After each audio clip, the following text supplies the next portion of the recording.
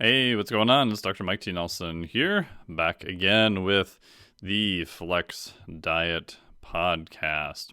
And today is just a solo cast with me, and we're going to talk about aerobic training for those who primarily lift weights.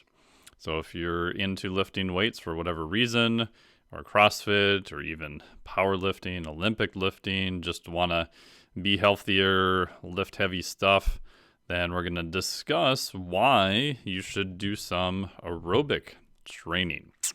And today's podcast is brought to you by the PhysFlex certification.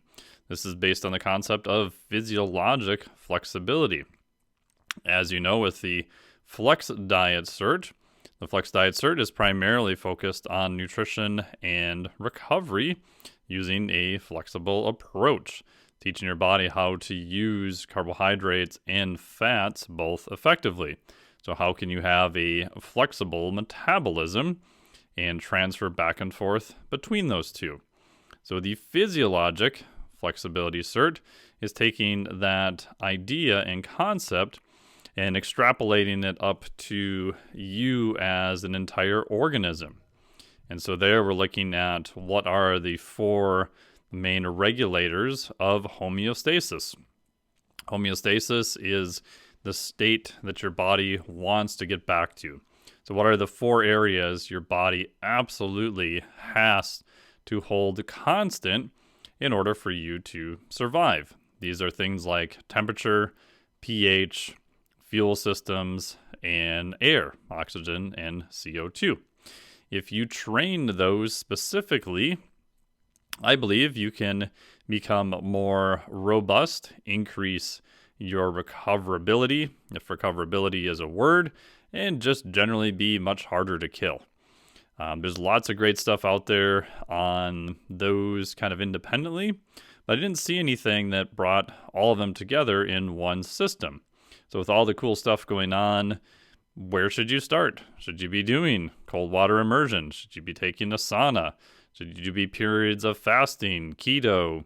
What about breathing techniques during exercise? Should everything be nasal breathing or not? So all of those concepts are covered in that certification. So go to physiologicflexibility.com. There'll also be a link here below. And how this transitions today into aerobic training is hopefully, one, you didn't tune out already. If you like lifting heavy stuff and you're like, ugh, this stupid nerd's going to tell me to go start running marathons. Nope, you don't have to do that.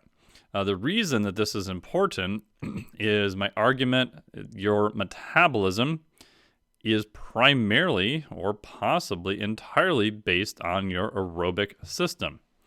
Now, I know people who have taken bioenergetics in school, and I am incredibly guilty of teaching this to students and having it written about in national magazines and everything else.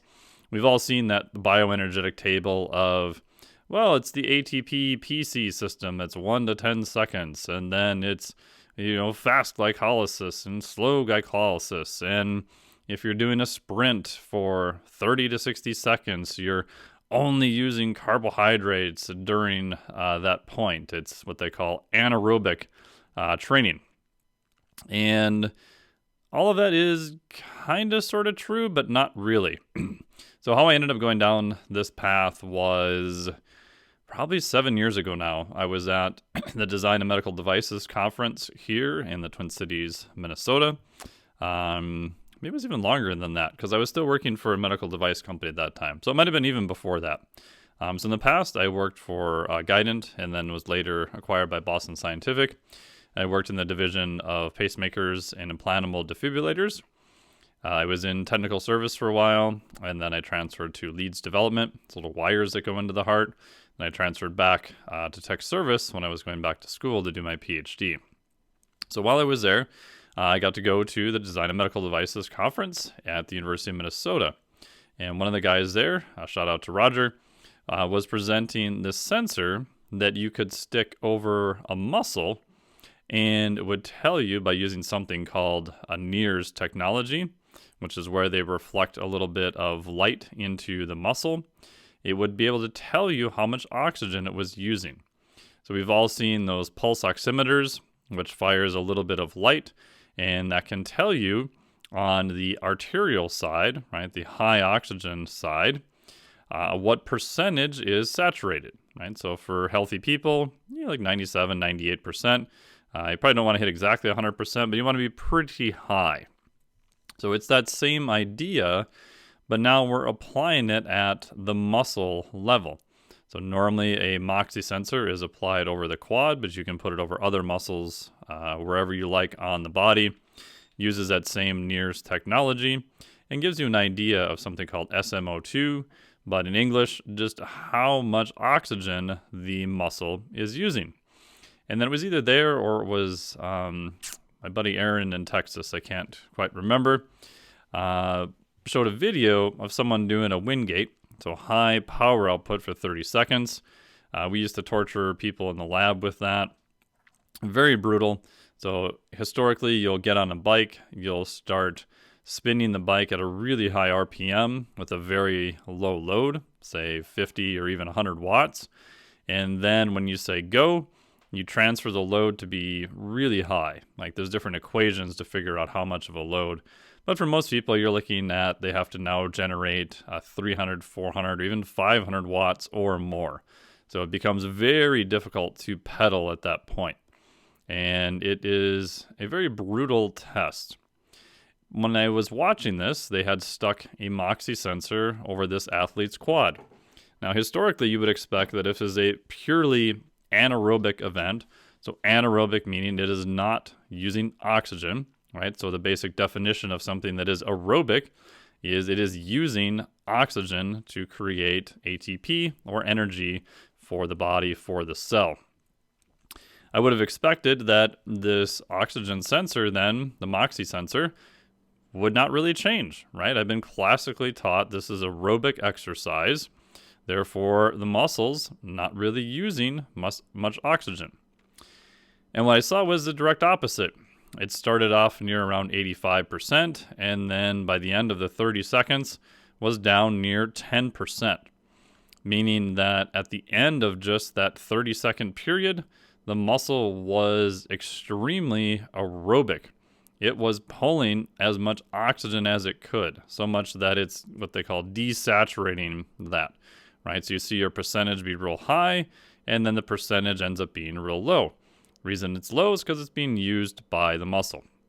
Now, again, there's a whole bunch of assumptions that go into this and the use of NIRS technology and Moxy. What layer are you looking at? How deep does the light penetrate? And so there is a fair amount of assumptions and some contention here. But what baffled me was that it didn't match what I had been taught my whole life. And so this then proceeded to bug me for many, many years. My first thought was, well, maybe the little sensor, the Moxy they put on there, wasn't very accurate. It turns out to be relatively accurate, at least for a one-off type assessment. If you get into comparison of one athlete to the next, general trends you can probably observe, but it gets down into the weeds real fast. All this comes back to, I think most everything we do is based on aerobic training. That if it is true that high intensity output will start sucking oxygen right away, right? The muscle is using oxygen, then the aerobic component of all training is very, very high. So how I explain this to students now and other people in the mentorship and the physiologic flexibility cert is think of the aerobic use as a dial, not so much an on and off switch, right? So as you become more intense exercise, at some point you are going to use more oxygen. It is true that you can sprint or do output of exercise with no air exchange, right? Holding your breath. And you can do that for a short period of time, which again, I would not recommend. We don't want anyone passing out during exercise. However, when you're done, your breathing rate is still going to be quite elevated, right? You've kind of sort of delayed the aerobic component there. And this gets into EPOC, oxygen debt, etc. So going back to why this is practical to you and even some clients you train, is I've done a aerobic assessment on all clients now online. Started that probably about 3.5, maybe 4 years ago. So a typical complaint would be client comes in, they're like, I don't know, like my energy level just doesn't feel very good. I get just really hammered whenever I do any exercise or higher volume. I just feel like, 10, 15, 20 years ago, my energy levels were a lot higher. Now, again, energy levels, fatigue, that can be related to a bazillion different things, from low iron, just poor lifestyle, lack of sleep, too much caffeine, not enough calories, poor nutrition, not enough micronutrition, all that kind of stuff. But what I found was once we got all of that stuff taken care of, we're pretty good on track, right? All of that's in the Flex Diet Cert. Some people still were having the same complaint, and they appeared to be very intolerant as we would increase the volume or the amount of work that they would do. So once I realized that, if this is all really truly aerobic, maybe we should test or look at an assessment of something called their VO2 max. So VO2 max is simply the volume of exercise, or I should say the volume of oxygen you can pull during max exercise. All right, so typically this is associated as a marker for aerobic performance. Now again, VO2 max doesn't absolutely guarantee high-level aerobic performance, but it is one of the factors that does play a role. If your VO2 max is very low, let's say in the 20s or the low 30s, odds are you are not going to be an elite aerobic athlete. However, just like training in the gym, you can get stronger. You can increase your VO2 max to a pretty high degree. Again, there's some stuff saying that this may be limited by genetics. You can look up the Heritage trial, which again was done by Art Leon at the University of Minnesota. He was still a professor there. I think he was probably in his 80s when I was there. And that study showed that VO2 max does have a very high genetic component.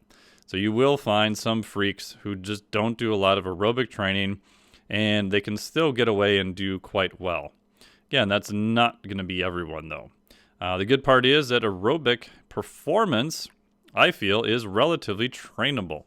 And it's trainable usually in less time than max strength. If you think about how long a time course it's going to take someone to reach a true sort of genetic plateau of their strength, you're definitely talking years and most likely decades, right? Long period of time.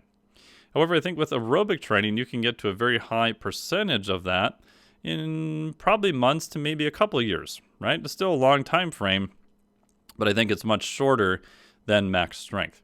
The good part is that this means it is a trainable thing, right? So like genetics, right now, we can't really do anything to change genetics. You can have a discussion about epigenetics, but your genetic DNA can't go back and pick different parents. You're kind of stuck with that. So while it's an interesting topic, it's not really currently trainable or even altered. So how useful that is to you training, I'd say not super useful. So we talk about aerobic stuff as a dial. You're using a certain percentage of oxygen dependent upon exercise intensity. If we crank the intensity all the way up, and we do this using a movement that includes a lot of your musculature, right? So classic cardiovascular exercise.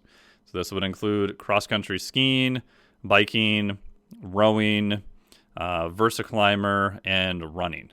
Right? Swimming, for vast majority of people, it might be up there, but it's so technique intensive because of the resistance of the water, probably not going to be able to do that for most people.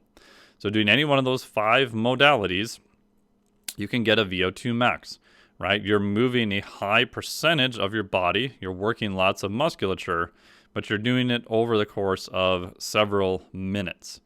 Right, so what I like to do for a aerobic test, a max VO2 test, or peak VO2 test if you want to be technical, you can do something called a 12-minute Cooper run. So you can look that up, just type in 12-minute Cooper run online, it'll pop up, and you literally warm up, set a timer for exactly 12 minutes, use a phone or a watch with GPS, or you can be on a track and know exactly how far you go. and then run as fast as you can, with the goal being to cover the maximal distance in exactly 12 minutes. Put that in an online calculator, and then you can determine your VO2 max. And it's relatively accurate, right? I mean, the other method is going to be doing something with fancy lab equipment that they call indirect calorimetry or a metabolic cart. So I did a lot of this when I did my PhD work, and you've seen it on pictures and probably in videos. You got a bunch of tubes coming in and out of your face, a mask over you, and the machine then is measuring all sorts of stuff, like how fast you're breathing, the volumes of air you're exchanging, and the fancy ones also measure what percentage of that air is oxygen and CO2. This allows you to then calculate things like the source or the fuel that is being burned. This is called your RER, respiratory exchange ratio. In English, that is how much fat versus carbohydrates you're using with each breath, what's called breath-by-breath calorimetry. So I have a device here at my place that is a PNOE. That is a mobile metabolic cart. If people want any more information on that, they can contact me. I also have a 3 Moxie sensor here too. So this allows us to then look at you as an athlete, as a person during exercise with the metabolic cart, or in my case, a PNOE. We can then determine at a system-wide level how much air is going in and out and what percentage of oxygen is being used. Now with the Moxie sensor, we can stick it over a muscle and get a local idea of what is going on with oxygen use. So using those two systems together, we hopefully can determine what may be a limiter for performance. So the other way, if you don't have fancy equipment like all that kind of stuff, which is great but is expensive, you can do a 2K test on a Concept 2 rower. The reason why it's a Concept 2 rower is because that's where the equations were validated. You can find these in most gyms. I don't make any money from Concept 2, but I do think that if you're going to get a rower, that's by far the best one to get. So you warm up, get on the rower, set the distance for exactly 2,000 meters, and then you row as hard as you possibly can. And again, just like the Cooper Run test, it's not much fun at all. So I've had a few courses here where I've had select clients come out, fly out to my place, and we've done a max 2K test with a PNOE device and with some Moxie. And they can all tell you it's not real fun. The one time, one of the neighbors didn't know we were doing this. She was outside and she's like, hey, some girl just ran out of your garage and it looks like she might be puking on the lawn over here. She didn't puke, but didn't feel very good. So a max 2K test or even a Cooper Run test, again, not super fun. On the Concept 2 with the 2,000 meter, the 2K test, I go to the old Googles again and type in Concept 2 VO2 max test, and all the information there will pop up. So you put in your info, and it'll tell you what your VO2 max is. So this is a good marker for the highest aerobic work you can do. Now it is true you can sort of go over that amount for short periods of time. You can do some stuff that is a higher percentage of that, right? If you look at some of the Tabata research, that was done with 170% of VO2 max. But again, for very short periods of time. We're looking for a plateau in oxygen use, or even though you might be able to do a little bit more work for a short period of time, we're looking for this plateau amount that is the maximal volume of oxygen your body can use. Again, if we compare this back to weight training, this would be similar to your 1 rep max for any particular exercise. And there is a little bit of difference if you do it running or on a rower, and if you are a high-level rower or not a high-level rower. But the goal here is just to get in some ballpark. And there's lots of population data to compare yourself to. So back to the one client I worked with a couple of years ago. She came in, we got all of her habits pretty good. She did a lot of great work. She was doing exercise, but she still didn't really feel up to par. When we tested her VO2 max, she was actually in the bottom 10% of the population. So we retested her a week later, still around the same percentage. So her aerobic system was extremely underdeveloped. We did some weight training with her. We also did some specific aerobic training. And 6 months later, she was up in, just below 50% of a population. And she felt much, much, much better, right? Because the basis for most of your energy creation is actually the aerobic system. So even in the standard model, as we're sitting here or walking or whatever the heck, you're scrubbing dishes, listening to this podcast, you're primarily using your aerobic system for those daily events. And if your aerobic system is real low, in essence, you're redlining yourself all the time just doing daily tasks, much less exercise or things that are higher level. Right? So to clients, I explain it like if we run the VO2 max test and you're in the bottom 10%, you're literally driving around in a 2-cylinder Yugo with one tire about ready to fall off. Right? It's just really hard to create any speed. Like, sure, you can redline the Yugo and get some speed out of it, but it's going to come at a very, very high cost. Right? Normally we see very low or very stressful HRV scores associated with this, heart rate variability. Once you develop the aerobic system, then it's like installing a bigger engine in the car. So now you're up to a 6-cylinder or an 8-cylinder. It's much easier to create that aerobic power, right? You have a much bigger engine all the time. So that's one of the reasons why aerobic training is important. Now, again, for most of you listening to this, you are primarily lifting weights.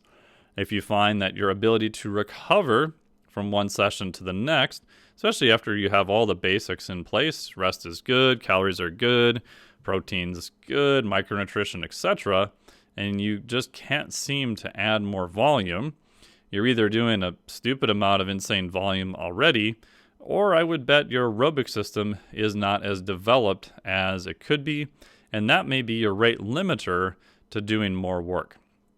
Even if you want to just add more muscle, most of the research at this point would say that the primary way to do that is by volume. Again, there's a whole bunch of idiosyncrasies with that. That's not the only method, but I would say that's probably has the best evidence so far. In order to do volume, you need to, one, recover from one set to the next set, and then from one session to the next session. And those are going to be primarily governed by, surprise, your aerobic system. So hopefully I've sold you on the fact that the aerobic system and its development is important. Again, you do not need to get to the point where you are running marathons or anything like that. From my buddy, Dr. Kenneth J., I kind of like his recommendations that if you use, say, the concept to rower as your mark, and we compare you to a database of people who are already rowing, again, that is a kind of biased database because they are physically active. But we have lots of data from that because there's an app you can use that will allow you to collect it, and it goes into their database. And then on there, once you put in your 2K time, you'll get a comparison there of you against all other people in the database.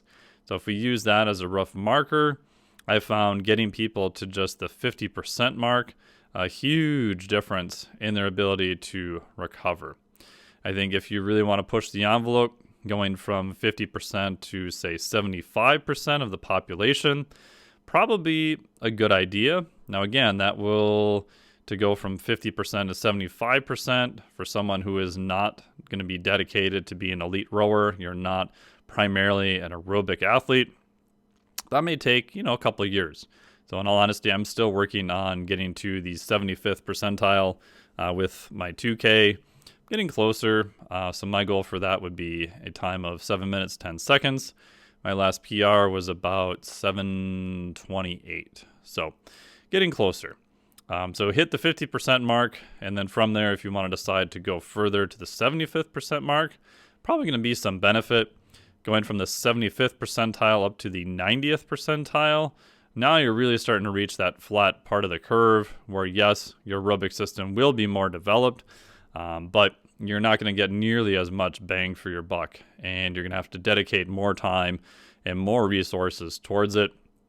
If your goal is to be, again, an elite or high-level rower, aerobic athlete, yes, that's useful. If you're trying to do more strength training, really, really diminishing returns at that point.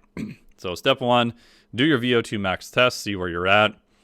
2, look at the population score. The population score is going to be based off of your VO2 max. For pretty much everyone, I want them to be, up near excellent. If you want to take it a step further and you have a rower, use the Concept 2 rower, do a 2,000 meter 2K test, and then compare yourself to that population that is on the Concept 2 site. So that is kind of a little bit more of a rowing fitness specific population. Get to the 50th percentile with that, and then you can decide if you want to go up to the 75th percentile from there. So what does this break down as a daily template? So I've used this template, probably for going over 6 years now. There are deviations to it, but most clients I'm going to have some form of a template where Monday, Wednesday, Friday, it's primarily lifting. This may be more strength develop if they're powerlifting or competing in strongman. This may be more volume based or higher reps. Again, it's going to be customized to whatever they're doing. But Monday, Wednesday, Friday, primarily lifting of some form. Tuesday, Thursday, sometimes Saturday, more on the aerobic side. We're going to have a break between the lifting sessions, right? So Monday to Wednesday, you're going to have about 48 hours in between. So I find doing some aerobic stuff Tuesday and Thursday works well. We can debate later about is there any possible interference of doing aerobic stuff after lifting. Probably not, unless you're trying to get to a really high level. So if you're really crammed for time and you can only lift or do exercise 3 days per week, I think you can do aerobic stuff after weight training. It's not ideally how I would set it up, but it can be done, and getting it done is still going to provide a vast benefit over not doing it. So Tuesday, Thursday, work up and do some type of aerobic training. Again, those modalities I mentioned can be running, biking, probably not swimming unless you're an elite swimmer, Versa climber, and rower, and I don't know, missing one there. But 5 exercises you can do, primarily aerobic based. Go move your body. And heart rate for the exercise depends on the intensity you want to do. If your aerobic performance is real low, I would consider running an old school kind of aerobic base. You can look up some stuff from Dr. Phil Maffetone. His recommendation is to take 180 minus your age. So the old Carvonian formula is 220 minus your age for max heart rate. This is 180 minus your age. So if you are 40 years old, that'd be 180 minus 40. Your max heart rate for aerobic development is going to be around 140 beats per minute. Now again, is this ideal for everyone? Not necessarily, but it's a good back of the envelope place to start. I also like having that be done with nasal only breathing. So breathe in and out through your nose. A lot of times that will also cap your heart rate. Most people just need to get better at nasal breathing. You can check out some other podcasts I've done here on that. Everything into like cranial structures. We talked with my buddy, Dr. Zach, to the book Breathe or Breath by James Nestor. We've got a podcast on that too. So you can go down the breathing rabbit hole on those. I also have another one on breathing here too. So old school, aerobic development, and just start wherever you can. Like if you're really out of shape, maybe just do 10 minutes and then slowly add more time. Eventually, you probably want to work up to 2 to 3 hours total time for aerobic development. And then I would run that for 6 to sometimes 12 or 15 weeks. I don't need to run it forever, but I do think having a dedicated period of time to doing that kind of lower or moderate intensity work. Some people will say this is zone 2. If you go by heart rate zones, that's probably an okay start. But then at that point, you probably want to transition out of that and do a little bit more moderate to higher intensity work. To me, it seems like there's a trend now for people to do low to moderate intensity zone 2 all the time. And I've just found that at some point, you're not going to see a huge payoff on that. Assuming you're relatively active and you're getting out, you're doing steps, you're walking, and you're moving around. If you have very, very little movement, then yeah, adding a lot of zone 2 work I think can be beneficial just from that. So let's say you've gone past the aerobic block, and what do you do next? So with that, I would drop in some interval days, and this can be whatever type of intervals you want to do. I'll typically program in on like a Saturday. If it's a strongman competitor, this could be kind of like a medley or a competition simulation. This could be repeated different types of intervals. There's a whole bunch you can do. The big point there is to make sure the quality of the intervals does not drop too much. Most people only equate interval work on how demolished they feel at the end. So you want some way, if you're on a bike, you can measure speed. If you're on a rower, which sounds like this is a commercial for a Concept 2 rower, but you're going to get average power out from the rower right away. So it gives you a way of measuring output. And a rough guide is, I don't like people going much below 10% of their max, right? So if you did, let's say, a short row of 30 seconds and your average output was 300 watts, right? I don't want to see the next row be 150 watts or 200 watts, right? So only about 10% off of that. That'll give you an idea of determining your rest periods. So those would be what's called complete rest. So do high quality work and then repeat that high quality work. And when you get to a point where you're just trying to maybe slowly go up and maintain, I like doing aerobic work in the morning. It's away from weight training, so you're not going to affect the quality of it. And if you do it daily or semi-daily, again, if you have access to the equipment or you're able to run outside, it's a little tricky to run out here in Minnesota, so I have a bike and a rower in my garage. I've found that you can get by with not a lot of work and high frequency, and it works quite well. So one of the defaults I'll do is, if people are new to this, just start with getting on the rower, doing nasal in, nasal out breathing at whatever the highest intensity you can do, and literally just start at 1 minute. Then do that, 6 days a week in the morning, and then the next week go up to 2 minutes. And the next week go up to 3 minutes. And the next week go up to 4 minutes. And at some point you'll find where it may start to interfere with your other training or you just can't recover from it. And then that's going to be a spot where you're just going to kind of hold that amount. So for myself, I'll get up in the morning and usually do 6 minutes on the rower. I don't usually do a warm-up. I just kind of get up and do a little RPR and just do it cold because I'm looking more for just the cardiac work. I'm not necessarily using this as a max output. So an RPE, or rating of perceived exertion, like a 6, 7, or an 8, somewhere around there. And if you're doing it for time, you can then spec distance is a super easy way to track. Again, you could look at average wattage also.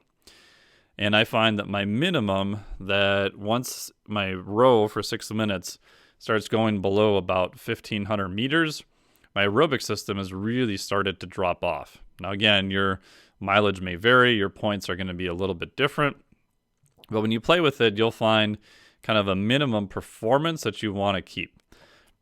The nice part is that this sub-max number you'll have all the time, and you don't have to do a really horrible max test every week or every couple of weeks to see where you're at.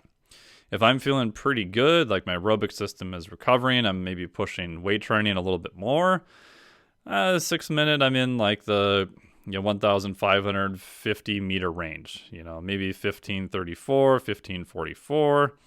And if my aerobic system is really good, I'm trying to maybe reduce some of my 2K times.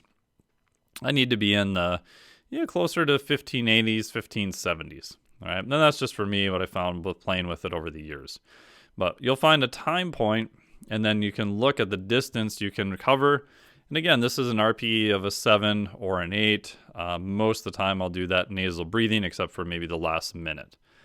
And I find doing that in the morning is a great way to wake up. I'll jump in, do some cold water immersion, usually after that, and then kind of start my day, take a walk, do whatever. So, and again, easy way to add in more aerobic training. And then on Tuesday, Thursdays, I'll do a little bit more 6 to 10 minutes on the rower, and then maybe 20-minute easy zone 2 after it. So again, you don't need a ton of aerobic work once you've kind of reached the point where you're happy with it. But I find that if I go away on vacation and I don't do any aerobic work for even a week, it tends to drop off relatively fast, right? There's some stuff, some old Russian literature showing, pure aerobic training and pure strength. You may have up to a 2, 3, or 4 week, kind of what they call, as it was ISRAMs, was like residual training effects. And I think that's kind of true, where it won't erode to zero, but it will start dropping off relatively fast. But if you get back in doing some more aerobic stuff, again, it will recover. So pick whatever modality you want and check your recovery. You can look at heart rate variability. You can look at training volume. You can use rating of perceived exertion to keep an eye that the goal, as Dan John says, the goal is to keep the goal the goal. So if lifting is your main goal, you should see a transfer of aerobic work to lifting, meaning you can recover faster from one set to the next.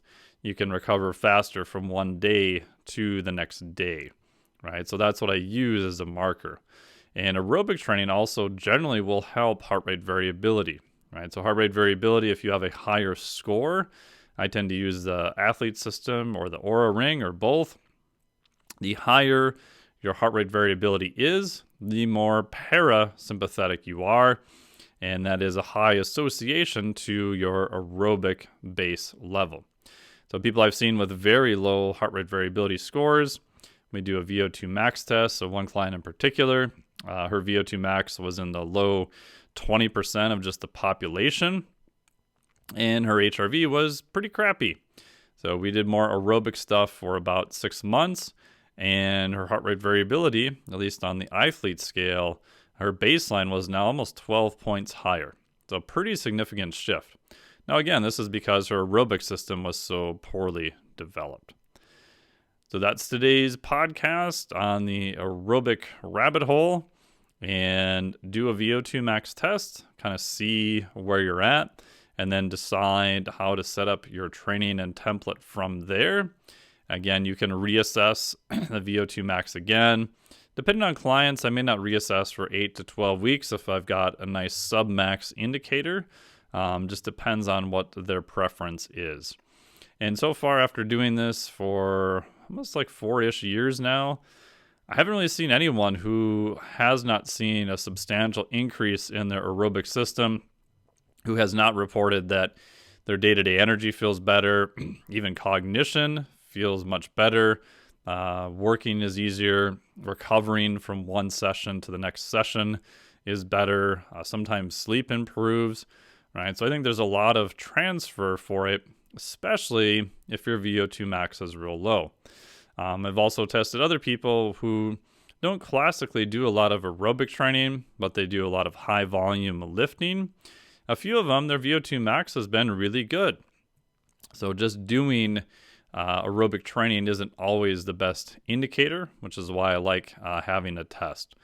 So in that case, of one particular individual was a guy, we only had him do some light aerobic stuff Tuesday, Thursday, and it was pretty easy for just 20 minutes. That's all we did.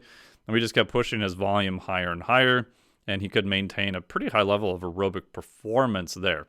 Again, his goal was mainly strength and body composition, so it wasn't really a need to push his aerobic system even higher.